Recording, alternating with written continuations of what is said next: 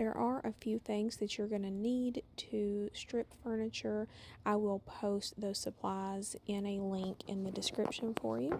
The first step is going to be using a stripper that actually will provide professional results for you. As you can see here, I'm using Clean Strip.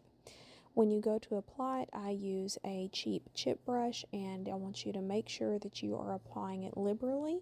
The key issue that I hear when people say that their stripper is not working is that they are putting it on too sparingly and they allow it to dry in areas.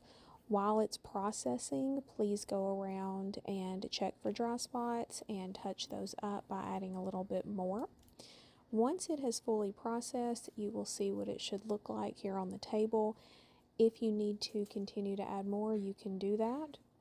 Once you feel that it has started to lift, as you can see here, you can begin to scrape it off with a solvent-proof scraper.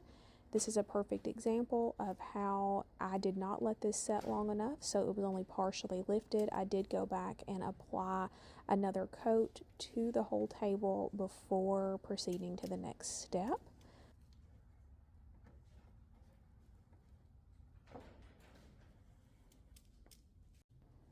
It's very important that you do remove as much of the residue as possible before moving to the next step of scrubbing down the product that you'll see shortly.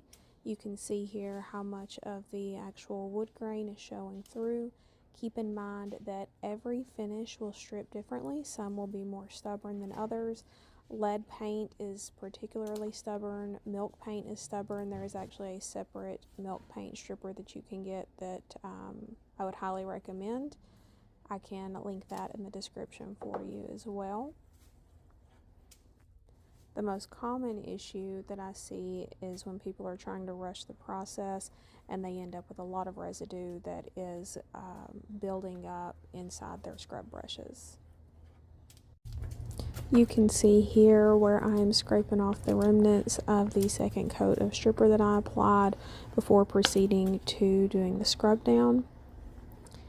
When I get to this point, I'm trying to remove any excess possible to reduce my scrub brush having any residue built up in it.